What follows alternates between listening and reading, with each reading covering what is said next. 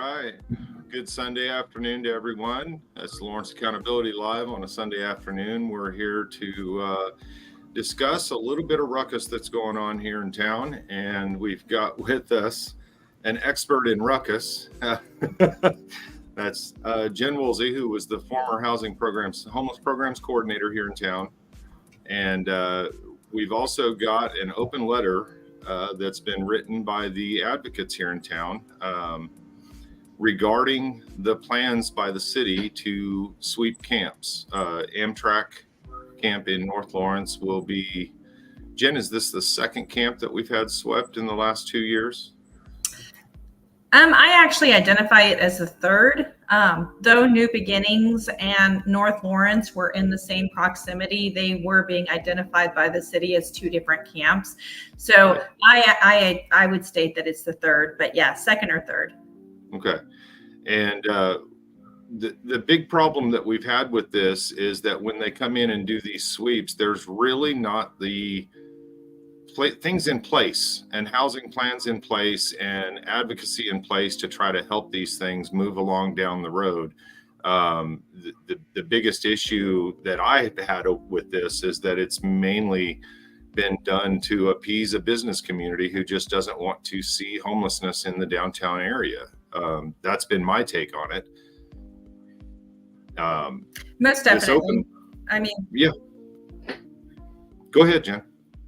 I was just going to say most definitely. I mean, it's been a minute since I've been in my position with the city, as most people know, but those who don't, I mean, I resigned back in February of 2023, but I know that during my short time with the city, that definitely a lot of the moves we were making was to placate to the business owners.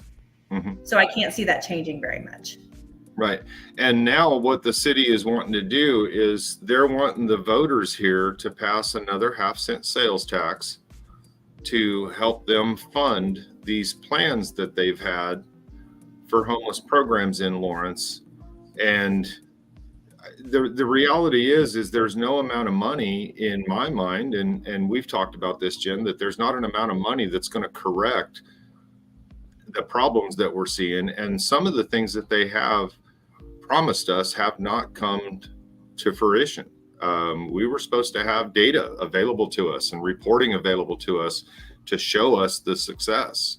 And what we get a lot now is we get little blurbs in the news about individual, a few, 5, 6 maybe over the last year or so since they've developed pallet and gone through that route.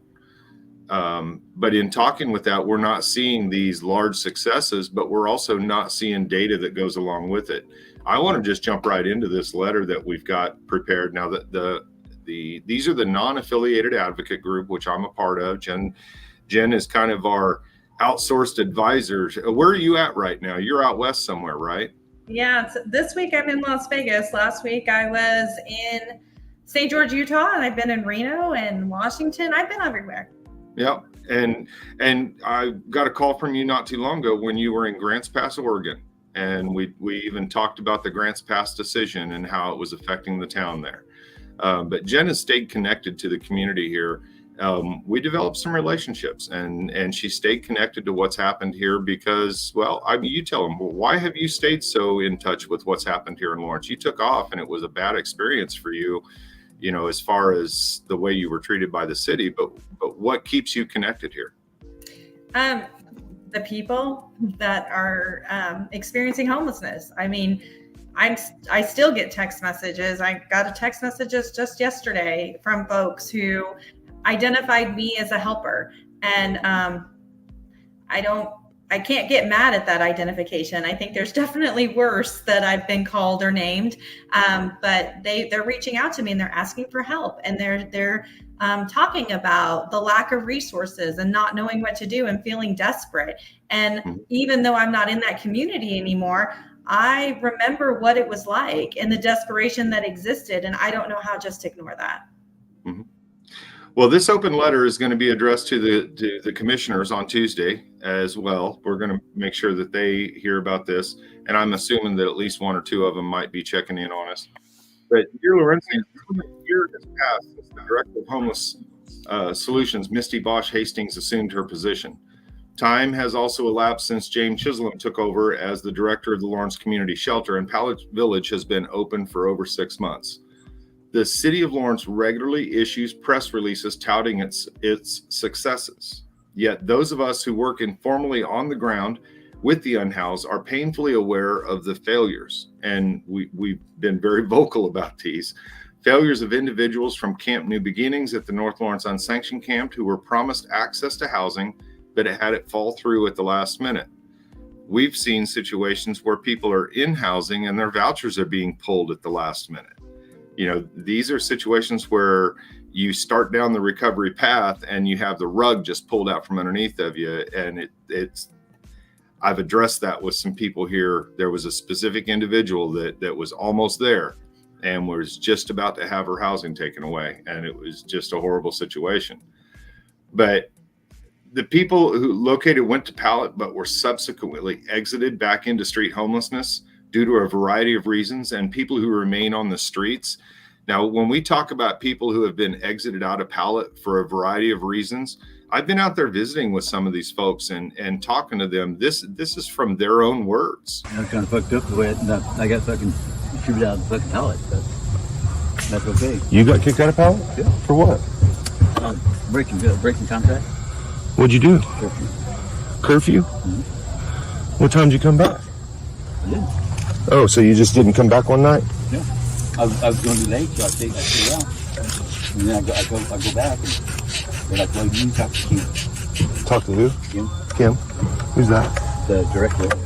At Pallet? Her name is Kim? Mm-hmm. And that's it.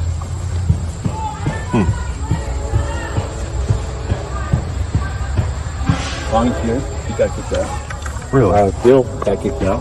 Who? Phil. Oh, no shit. Yeah, I know. I saw him out here the other day.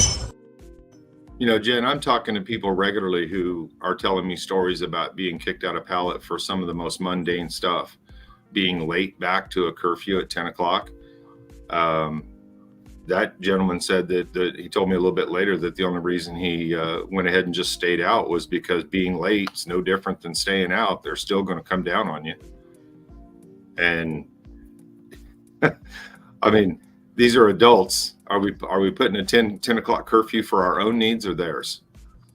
Absolutely. And I think that's really what is important when we talk about some of the best practices. And I mean, these best practices aren't Jen's best practices. These are best practices that have come from the research where this type of program has been successfully stood up and has continued to run for years and years and years in other areas. Mm-hmm. And what we're learning is that low barrier practices are the best. And so low barrier, it ultimately what it means is when we start to develop expectations or the rules around a shelter or shelter program, we need to ask ourselves, are these expectations intended to maintain safety? Or are these expectations intended to restrict? And if we are looking at it and it's more about a restriction, then we need to throw it out, plain and simple. It doesn't work. And as you stated, these shelters are for adults and they're not offenders, not inmates. And so why are we treating it like a jail? Because this is not intended for it as being a jail. It's intended for a support for them. And last thing, I think it's important that we talk about, like originally when we started talking about the Pallet and they were getting ready to start it, originally the curfew was what, 7 p.m. I'm trying to recall. I think that's what 7 or 8, yeah. Yeah, they originally set it up at something ridiculous, like 7 p.m. or 8 p.m. And, you know, thankfully they were listening because there was a lot of pushback by not only the unhoused, but the advocates, you know, so they did push it back to 10 p.m. That's great. But at the same time, I mean, you need to be talking to the folks that you're serving. You need to ask them, what are their needs? How should we be operating this location for you that is going to be the best for you? Right. In the sense that you're going to want to stay here and you're going to want to utilize the services. And again, I still haven't figured out what the safety issue is involving why there has to be a set curfew, especially when that location is staffed 24/7 with a key coded gate and everything. Mm-hmm. Well, and let's get into the 24/7 staffing. That was one of the things in February 2023 that you were having trouble with getting the city to understand that it had to be staffed 24/7. And, from my recollection, the things that you were demanding from them as a part of being able to successfully do the job were not unreasonable, and they're not things that they're not trying to get to now. It's the approach of it. But continuing on with this thing, this open letter here, affordable housing and accessible, adequate shelter options are not available. There's not enough beds. We know this. And closing the Amtrak camp is only going to repeat the failures of the past. We're going to be throwing people back out into the streets. And what we're going to see is a lot of people moving. We saw a lot of people from North Lawrence move to the Amtrak camp, move to Bircham, move to Sandra Shaw, even some into Centennial when the North Lawrence camp closed. If they didn't get into Pallet or got exited out, they're back out into one of the other parks still. And that's going to be the same thing we see with the Amtrak camp. I wanted to insert, I remember you were at that meeting, but what has always stuck with me was that meeting that we held with the campers at North Lawrence camp, with Misty and other city staff being there in reference to trying to get more information around what a trespass would look like, what if people chose to not leave North Lawrence on the day. And I recall Misty, directly telling them, you can move to other camps. I mean, she even at that time recognized that there wasn't enough sheltering options, accessible sheltering options for all the individuals, and was talking about which camps they could move to. And she pointed out Bircham and Sandra Shaw herself as camps to move to. And I think that's important for people to know, that the city staff is not oblivious to the fact that people are moving to other camps. If more importantly, they promote it. Well, and let's be honest, they had to, because they were getting pressure from the group of landowners, Rick Renfro at Johnny's. They wanted that camp closed back there. And we talked about this the other day. Where's Rick Renfro now? Where's Lawrence Cares now? They came out big when they wanted to shut down that camp and talked about how much they cared about the homelessness and the homeless people and helping find real solutions and workable solutions. But we don't see them in the conversation now anymore. Nope, it's been crickets. We've reached out to them directly and asked them, how can you help join us with these conversations? Because we as advocates are not wanting just to point out the negative. We want there to be positives. So please help us and support us with that conversation, since we see how much power you have. And it's been crickets, nothing. Well, no response. It's been crickets for a lot of us, because there's a number of people that won't just tolerate the spin and the BS and will ask deeper questions. And when you start asking those deeper questions and they don't have answers, the easiest path for them is just to not engage with you. I agree. The city had set their own expectations that we could have of these programs. And this is important to remember as well. The city set these expectations. They said by July 2024, they're going to achieve quality data through the Built for Zero framework. And they're going to achieve that data through the HMIS system. And we're going to go a little bit into how that data should be there. And if it's not, then we've got bigger issues than what they're telling us. By April 2024, the city had committed to launching a dashboard for real-time homelessness and housing data specific to Douglas County. We haven't seen that dashboard yet.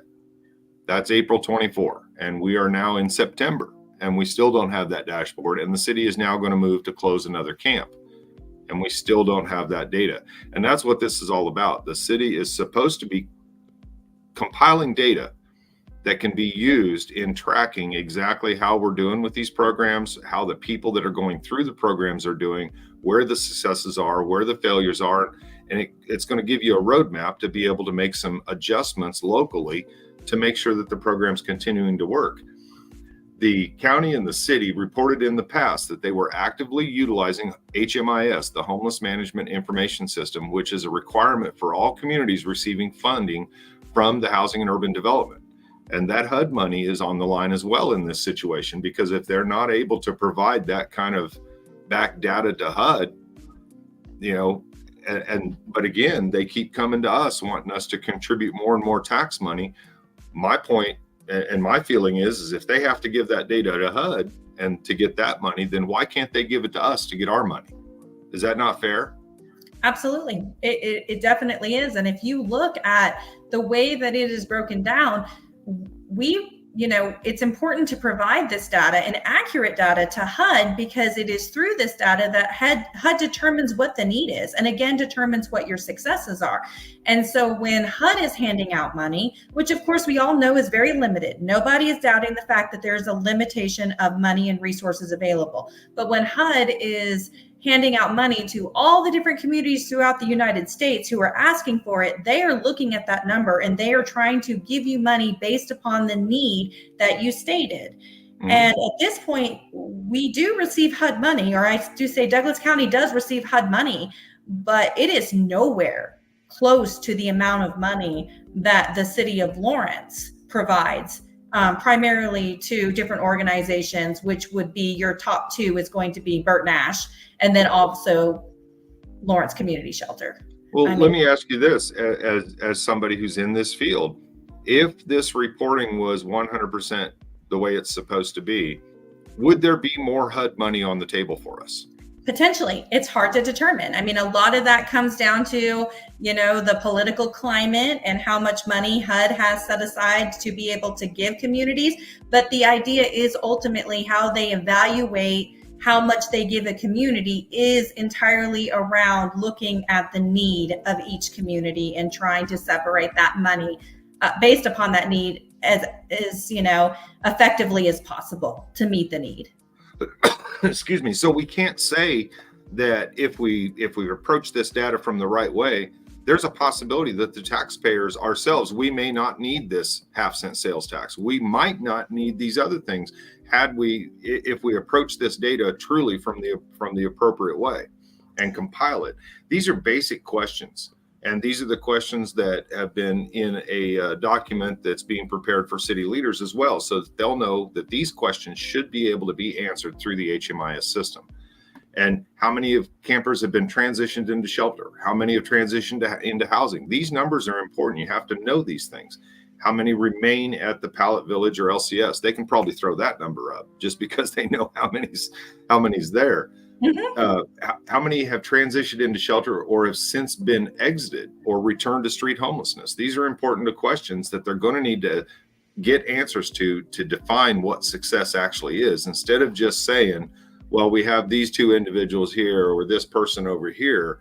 We know that there's been some individual successes, but that is, and let's talk about a couple of those. We know a couple that got housing, and we also know the avenue that they utilized was a veteran path that was guaranteed. It wasn't a situation where they had to do a lot of qualifying for anything. Just the basic, the fact that this person had a veteran status, that they were able to achieve that voucher. Mm-hmm. And more importantly, Jen, they had to go out of town. They had to leave Lawrence to do that. Yeah, I think, and we're talking about JR. I mean, we're choosing to use initials instead of names, even though these individuals have been broadcasted very openly and widely by the city, but we choose to use initials because we do, and I'm going to say this because we're going to talk about it later, we do respect the privacy of these folks. First and foremost, we do not believe that we should just be sharing their information, and especially, their identifying demographics out there to just anyone. So we're going to name them, we're going to use their initials, JR. They were housed in Topeka. I mean, I personally assisted them in getting moved to Topeka. I visited them in Topeka, bringing supplies and things when they got moved. And yes, that is absolutely 100% true.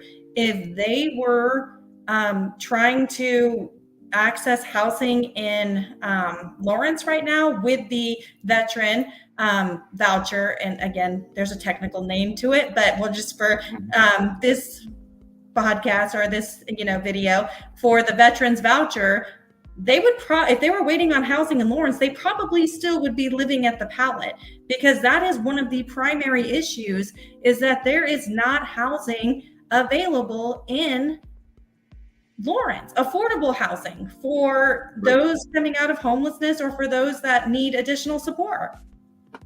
Yep. And I've been told here locally that we've received information from individuals that tell us that there's about a 2-year wait, that we're upwards to 2 years wait on affordable housing. Yeah, so that's going to be your housing choice voucher. It's a different type of voucher than the veteran type voucher. That HUD VASH is the voucher that JR used, but a housing choice voucher, yes, right now you do have to get on the list and you have to sit on the list. And right now there is a 2-year wait. And again, that is just to access the voucher. We know a lot of folks who have had a voucher available in their hand, ready to utilize, and couldn't find a landlord that would accept it, and they lost it. Mm-hmm. And so I think that's what we're talking about too. We're not only talking about the wait time for the subsidies, but we're also talking about even when those subsidies become available to an individual, are they going to locate a landlord that's actually going to accept it? And the answer is majority of the time, no, they will not.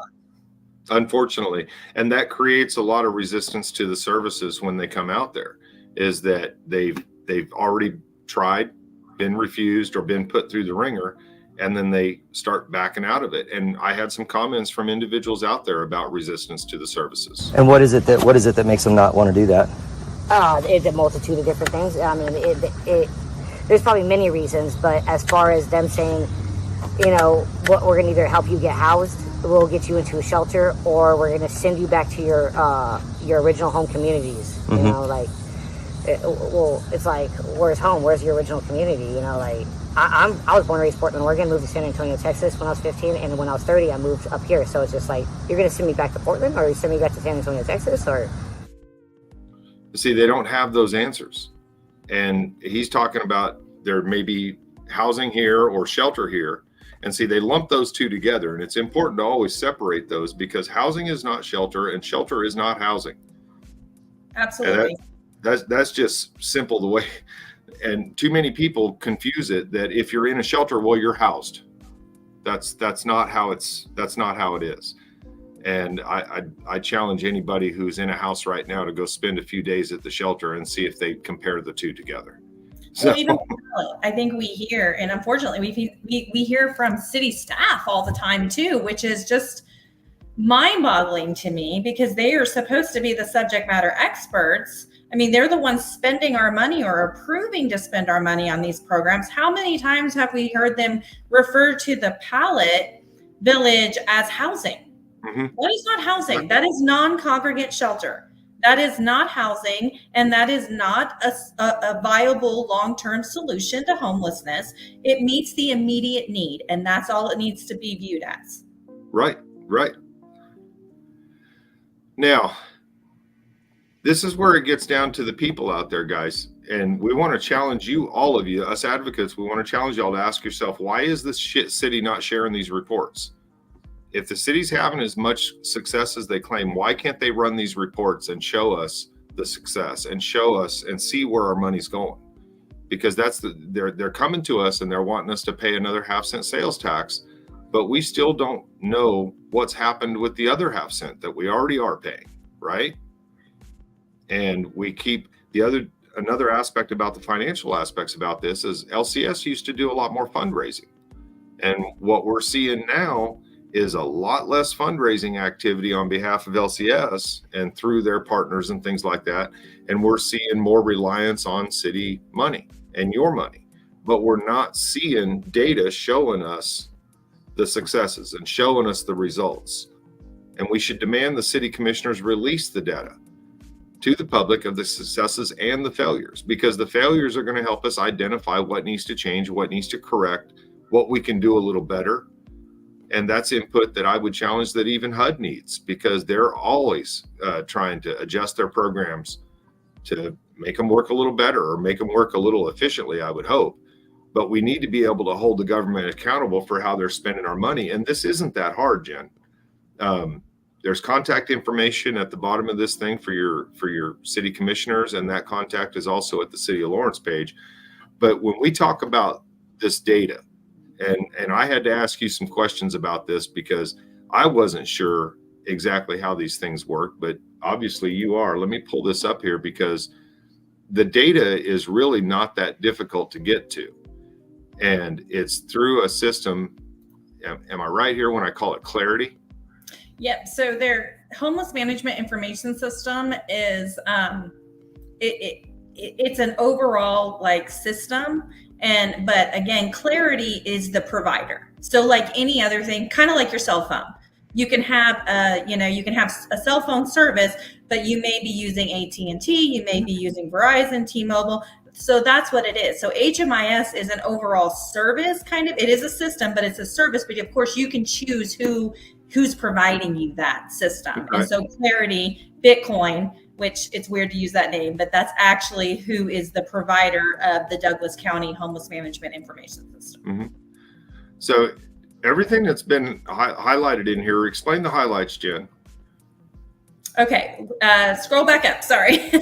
So I think most importantly, what we're asking in some of those questions, what we've asked for is for those who are interested, and I think these links will be added later on, but definitely anybody who's a data nerd and wants to know how these all work, there's links to the manuals that you can go and read, but I just pulled from them.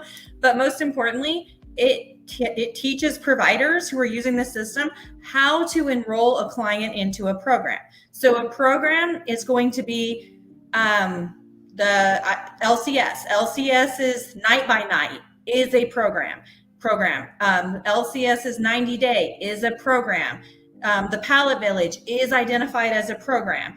Those who are making contact with the new homeless response team for the city should be entered into this program as a program. And so as they make contact or people are utilizing these services, then the provider should be first of all, you want to make sure that folks are entered into HMIS in general, that they have a profile, but then ultimately, then they're going in and as they're talking with them and they're assessing their needs, as they enter them into these programs, this is absolutely what they have to do. They have to enter these clients into these programs per the HMIS system. And that's what starts calculating the data on these folks.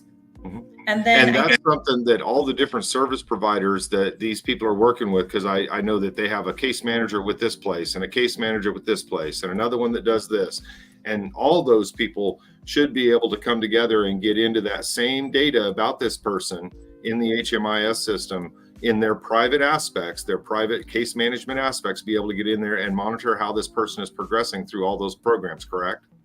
Yes, definitely. So the HMIS system is a shared data system. There are some privacy aspects. Of course, we want to make sure that people's medical information is private. So therefore, if someone's receiving services from Burt Nash or Heartland Health Services, they may be enrolled in their program, but you might not necessarily. If I'm from Catholic Charities, I'm not going to be able to enter. And even if I share that client, I might not be able to see that. Or of course, if they're receiving services at the domestic violence, I will say that the Willow will not be entering information into this system. Doesn't mean that they don't have other shared data options, but because of the safety aspect of the clientele that they serve. But other than they should be able to see where individuals, that's part of this is we sometimes call the HMIS a tracking tool. And I hate to use that because, no, we shouldn't be tracking human beings necessarily, but ultimately at the end of the day, I'm going to be transparent. This is a tracking method. We are able to see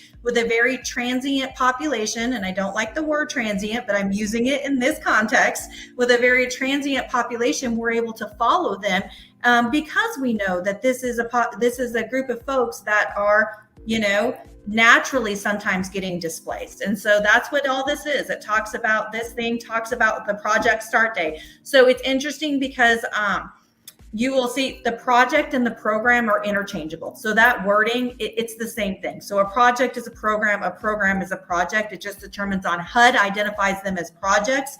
The HMIS system identifies them as a program, but they're the same thing. So when you see those words, part of these documents are directly from the Clarity Manual that I pulled, but some of these are also HUD's guidelines saying, hey, if you are a community that we're funding and you need to be inputting this data into your HMIS system to be in compliance with receiving our funding.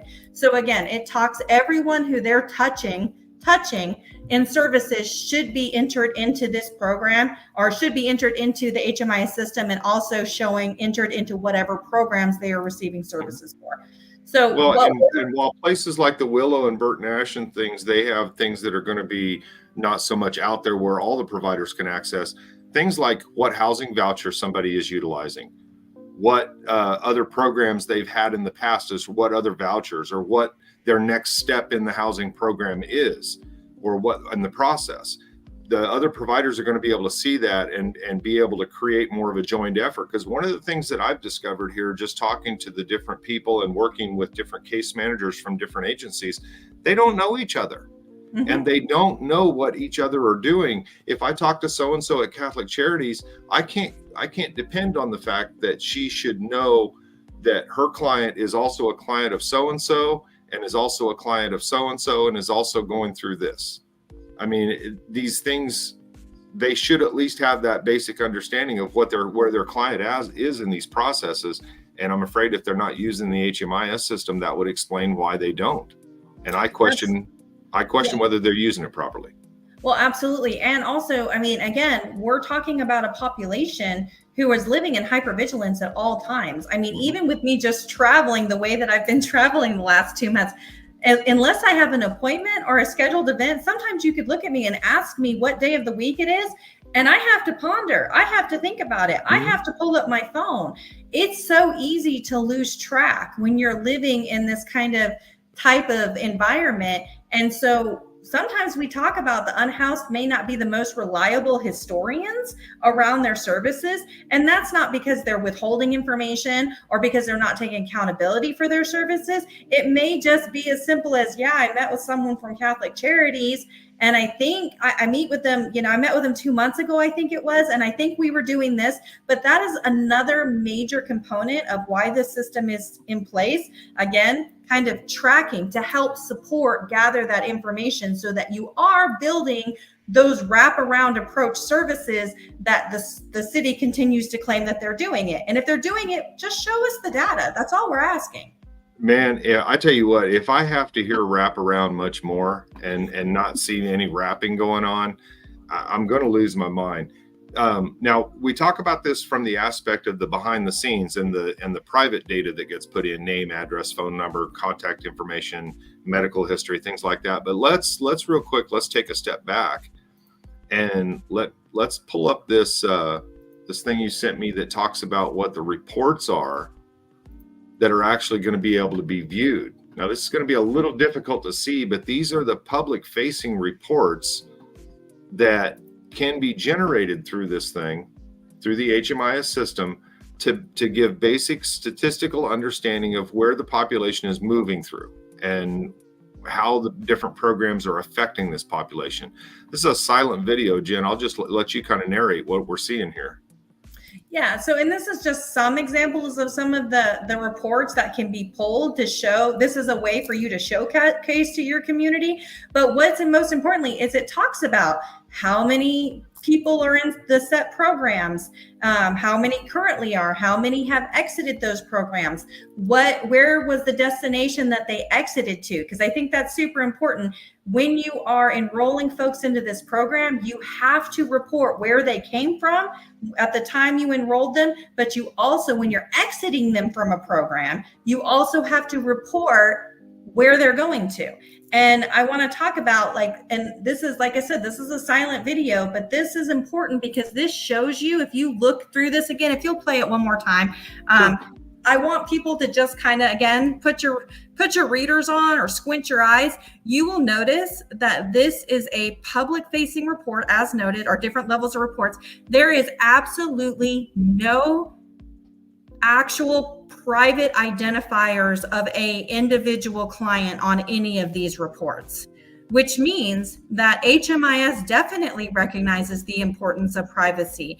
And we do recognize that when we're inputting people's data into this system, that we are collecting a lot of personal information, and we have a responsibility to protect that information. But we also have a responsibility to run these reports and share these outcomes. So Clarity, the HMIS system, has made it an option while you're running reports to put in parameters. And part of those parameters could include redacting or not including any of the private client information, so that no one could see these reports and automatically identify it as so-and-so at this camp that they made contact with 2 weeks ago on Mass Street. So it's very intentional, the way that this system is built and why it's built the way that it is. Again, the HMIS system is used across the United States, pretty much it's used across the world to help develop data around these services. And so I point that out because we hear the city a lot of times. I know I have. Whenever I ask for data, crickets, or I get blocked from this page. I mean, I'm telling you, I got blocked from the Community Solutions Facebook page because all I did was literally ask for data. I asked for them to provide some data. I mean, I have reached out to providers directly and said, hey, can you show me where's the data? Where's the dashboard? Like, where can we access this as a public to see what's working, what's not? Where is our money going? But too often we're having to go to the street to find out. Well, we get told one thing by the newspapers and another thing by the city people, and you just about have to come out and talk to you guys to get the. We have to go out and ask them on the street, what's happened? Who's come talk to you? Has so-and-so been out here? Because we can't find out from the city. No. And again, the reason why is, do you know how many times either I hear crickets or I hear the excuse HIPAA, or we can't share client data. And it's like, I'm not asking you to give me some specifics on so-and-so. I'm not asking you to give me a list with everybody's name, social, date of birth. I'm not asking for any of that. I don't need any of that. In reality, you said it. We could go out on the streets and get it directly from the individual. What we're asking for is the outcomes. And you absolutely, if you are accurately putting your data in and utilizing the HMIS system, which is a requirement from HUD, so I hope you are, and is also part of the goals you stated in your strategic plan, A Place for Everyone, then you should be able to provide us these reports. This has nothing to, and redact that information. This has nothing to do with sharing people's private data. So stop using that excuse, because that is just an excuse, and it is, I'm going to use a nice word, it is false. It is fake news. I hate to even say fake news, but it is fake news. That is not accurate. And you talked about outcomes, and in my mind, from what I've heard out there, and in my personal belief, their primary outcome right now is to not fail like they did in North Lawrence.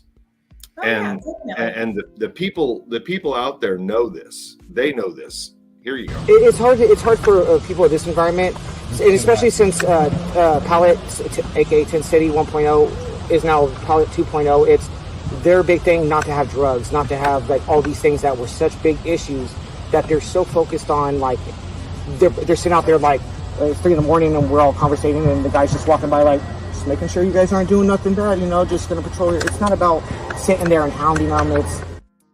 It's more about making sure that they don't have the repeated failures, but they're doing it from an aspect of control rather than expertise and service. Absolutely. And that's it. And yeah, there is a huge fear. We do not want another failed program like Tent City. I mean, we call it all kinds of things. North Lawrence, and everyone knows what my history is with that. If not, look it up. But we don't want another failed program. And I'm stating that it was a failed program for many different reasons. But ultimately, we're still creating another failed program. It may look different on why it's failing, but if we are actually just exiting folks into homelessness, we're not really getting folks connected to service providers or those wraparound services to work towards recovery, whatever that recovery looks like, or most importantly, we're not getting people housed, then we still have a failed program. Again, looks different, but it's still a failure. Well, and you can't move the bar here, because how do you move the bar on housing? You can't tell somebody that, well, now it's just a 2-year wait. You're going to have to spend 2 years in pallet, or you're going to have to, spend 2 years under our thumb where we got this curfew on you and we're monitoring you constantly. We're treating you like we're overseers almost. I've heard that word, that they're overseers. And unless they're going to actually wrap around the services and start providing some stability. And I like the way that Judge Picorni said it in the behavioral health court graduation. She's become a housing first believer. And it's because you have to have some sort of stability, some sort of base to start from each day, knowing that now I know where my calendar is. I know where I'm going to end up in the end of the day, and I've got to get these things done.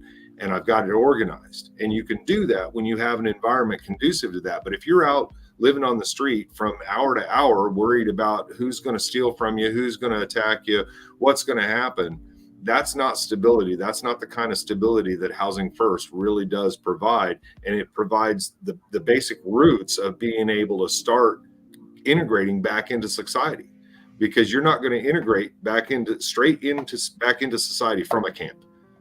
Not only are there too many prejudices, but there's too many hurdles. Yeah, definitely. And I think it comes back to as simple as Maslow's hierarchy, which states that we have to, and this is not an unhoused situation or unhoused model. This is a human model. Maslow's hierarchy states very plainly that we have to provide for people's basic needs. We have to allow them to feel safe before we can get them to the point of even being able to start thinking about some of those bigger goals. And so being safe would include having that, like you said, that home base, that consistent place where they can be. I have a question for you, though. You said something, and I want to touch on it real quick if I can. Mm-hmm. Sure. With it, I guess my question is, with a 2-year waiting list for a housing voucher, again, longer period, it's more than 2 years because you got to find the landlord, but let's just say 2 years to be able to access a housing voucher. Say that an individual can successfully remain at the Pallet Village, follow all the rules, they're working on all their other steps of recovery and stability, right? But they're waiting on that housing piece, right? What happens when the pallet gets full of folks that are doing that? What happens when the shelter beds at the big LCS shelter get full? So are we just going to warehouse these people? Are we just putting them on hold and hoping that no one else falls into homelessness during that time? Because that's the reality, because it's happening every day because of the financial situation in the country. We heard people at the tax hearings talking about being taxed out of their homes, and that's a reality. That's it. So that's why shelter is ultimately not the solution. It meets the immediate need. But when we talk about immediate need, there absolutely needs to be a housing stock available, because no one should be remaining in a sheltering situation for more than 90 days. In reality, if they need to stay in that situation because they choose to, and maybe they need a little bit more time there on their choice for recovery, that's one thing. But if they're staying there because there's no other option, folks, we will run out of beds. Heck, we don't have enough beds now. But what are we going to do? We're going to continue sweeping camps. We're going to take away the only, and when I say only other option an individual has if a shelter bed is not accessible. And I say accessible rather than available, because they're two different things. Accessible to them, or housing is not accessible or available to them. We're taking away their only other option of even sort of survival. Guys, there's been people living at Amtrak. There are people that have been living out there for 4 years and more. I mean, you may not realize that that's going on in Lawrence, but it is. And I've talked to a couple people that have been out there for a solid 4 years. And what are they going to do? Where are they going to move to? So, Jen, what else do we need to talk about here? I think we've pretty much cleared this up for everybody and let them know that the city has data, or they should have data. And if they don't, they might have some bigger problems when HUD comes asking for that data. And shouldn't the commissioners be able to get this data from the Housing Solutions Division? Most importantly, and I don't expect the commissioners to become subject matter experts. I mean, even though we've done somewhat of a deep dive into some of this, we have touched the bare surface of how complex these whole systems are and these issues are. So I don't want to minimize this whatsoever. Again, but if the commissioners are like wanting to be proactive to actually getting to functional zero in our community, they don't have to be experts, but they definitely need to start doing their homework. They definitely need to start reading. Google it. So another advocate from another group said it, like Google what best practices are. If that's the least you can do, Google what it says when you sweep camps. Well, the way it's going right now, it seems like it is more of a political football to them. That as long as it's managed enough to keep the business community out of their hair, that's sufficient. Whatever we can do to get there. But the reality is these commissioners are supposed to be working for everybody, including the homeless people. And if they're going to say that they believe in these programs, believe in these functional zero programs, a place for everyone, and if we're even going to get them convinced to go as far as housing first, they're going to have to start asking the city and the city workers, the city staff that's in charge of this, Misty, James, Kim, the rest of them at LCS, they're going to have to start providing this data.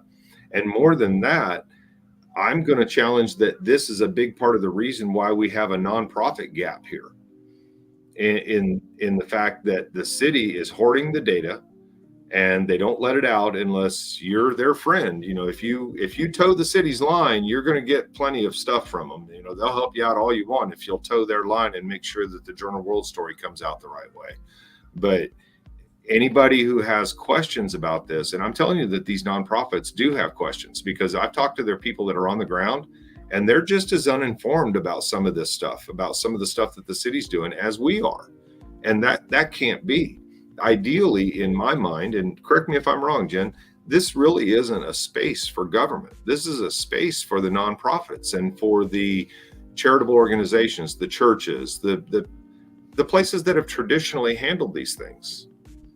Most definitely. If you had asked me years ago, prior to my time in the city, what I would think, I would say that there needs to be some, involvement by, the government, and some involvement. You ask me today, and every day I'm moving more away from that idea because we're seeing this type of response. And so I truly believe that everyone has a place that they need to fill if we want to truly solve homelessness. But I no longer believe that the city can act as providers, because we're seeing over and over again the lack of training, the lack of transparency, and how these programs are going to be expensive. And I wanted to add that, I am by all means not stating that all these programs throughout the United States, anything that responds to homelessness solutions or housing, should be defunded. That's not what I'm saying. I'm saying that there is a potential for these and an opportunity for it to become a black hole where we are just continuing to throw money and never seeing an actual solution to this issue. And so what I'm saying is that if we're going to throw money at it, that's fine. We need to throw money at it, but we need to be throwing money at solutions, not failures. And programs, if they are actually as successful as they claim they are, if the city's being successful, prove us wrong. Because if you prove Mike and I wrong, we probably will leave and do a happy dance. Because at the end of the day, that means the folks that have touched our heart that we care about are being taken care of. I don't know about you, Mike, but I honestly would love to receive a text message from one of our unhoused friends talking about getting housing, talking about their recovery, talking about being connected to when service. JR, when the couple that we talked about earlier, that was just an awesome thing to see that. And I'm telling you, going to behavioral health court here recently and seeing Kay graduate from behavioral health court, knowing where she was a year ago, those are the successes that we're looking for. And we're seeing too many signs of the failures and not enough signs of the successes. And there's some that we're not even going to bring up here today that are being addressed. But there's enough going on in this town that's not right, that something needs to adjust. And in my mind right now, the adjustment needs to be that the public needs to be included in what we're spending. The public needs to be provided the information about what's actually going on, the real story, not just the blurbs in the newspaper that you want to put up to make it look like everything's great. We want to know what the real story is. And we want to know where the real money's going, because one of the things that one of the advocates has talked about is all these matching t-shirts that they keep buying. And one of the excuses that I heard for that was that it makes it easier for us to connect. It makes it easier for us to be recognized as who we are. And Jen and I talked about this a little bit the other day, and I'm sorry, but none of us have ever had matching t-shirts. None of us have ever had matching clothing whatsoever. We're all different people, but every single one of the advocates was able to connect out there with somebody. It's not a matter of what your t-shirt looks like. So you don't need to go buying new t-shirts for everybody. You need to put on a name tag and go out there and start shaking people's hands and talking to people and actually hearing their stories and listening to them, and not just treating them as though they're a number. Absolutely. And I said, and I think my response to this was, again, I've never had a t-shirt, but I didn't have a t-shirt. I don't think any of us did. You don't need a t-shirt. You need to just go out with an attitude of being willing to listen, showing dignity and showing respect, and allowing people to direct their own path. You are not responsible for telling them or setting up rules for them on how they're going to direct their path. Your job is to, walk alongside them, but truly walk alongside them. And most importantly, while you're walking, become a blank slate and just listen, a blank canvas, and let them tell you what they need, and then support them to get there. And I think that's what we're seeing is we're seeing a lot of service providers trying to fix people. And if people aren't willing to be fixed based upon their guidelines or their expectations, then they're getting booted out, and in comes the next person to see if they want to follow the rules and comply. And nobody wants that. And that's not successful. It's not a homeless thing. Like I said, it's a human thing. People who've talked to me have said that. Nobody would want to live by those guidelines and expectations. We are unique individuals, and therefore we need to be treated with as unique individuals. But most importantly, if you want to treat everybody the same, treat them with respect and treat them with dignity. And that's what we're lacking in a lot of places in Lawrence. Yep. Well, Jen, I thank you for your time today. And even from Las Vegas, holy cow, go win a bunch of money. Oh my goodness, all the things that I would do. Yeah. Guys, there's a petition out there at actionnetwork.org. Stop the sweep on Amtrak.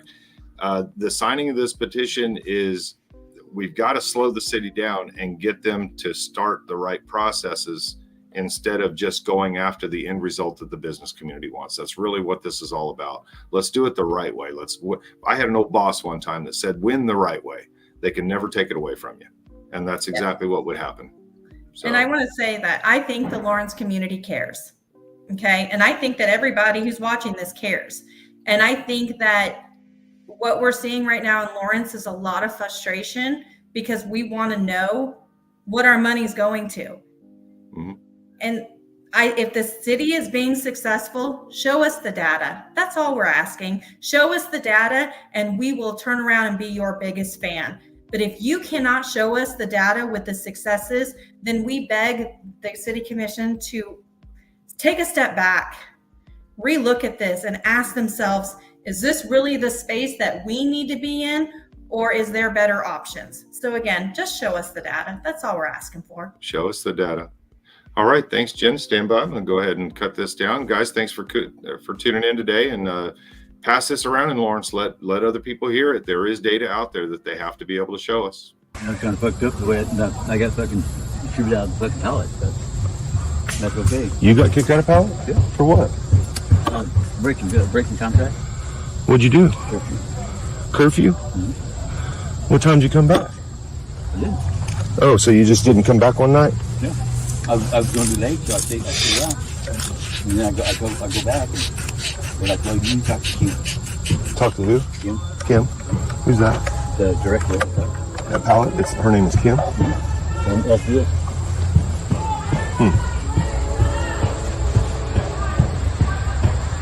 Volunteer, he got kicked out. Really? Phil got kicked out.